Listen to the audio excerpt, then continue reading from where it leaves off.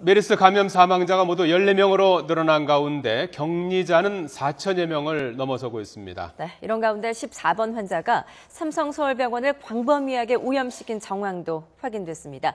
수기자 연결합니다. 이승훈 기자. 네, 이승훈입니다. 네, 다소 주춤하던 메르스 감염 의심자가 늘어나고 있다고요.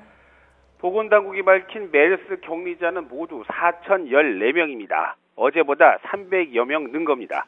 감염 의심자도 400여 명이 늘어서 4,400여 명이 됐습니다.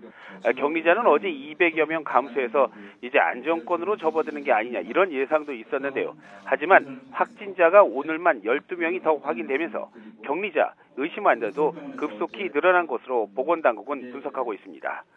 오늘 확인된 확진자만 12명입니다. 이에 따라서 감염 환자는 모두 138명으로 늘었습니다.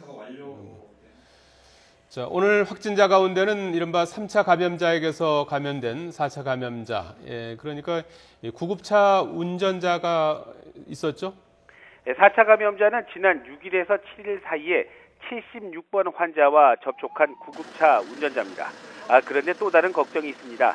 이 환자 말고 137번 환자인 또 다른 이송 요원이 있는데요. 이 환자가 이른바 슈퍼 감염자의 가능성이 크다는 겁니다.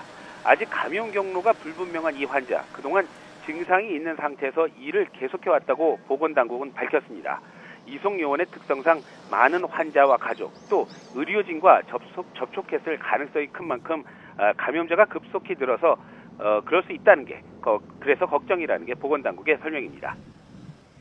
네, 무엇보다 삼성서울병원에서 많은 환자가 발생해서 걱정이 큰 상황인데요. 슈퍼 감염자로 알려진 14번 환자, 병원 곳곳을 오염시켰을 가능성도 있다고요. 네, 그렇습니다. 14번 환자는 보건당국이 삼성서울병원에서 67명을 포함해 모두 70명에게 바이러스를 전파했다고 파악하고 있는 그런 환자입니다.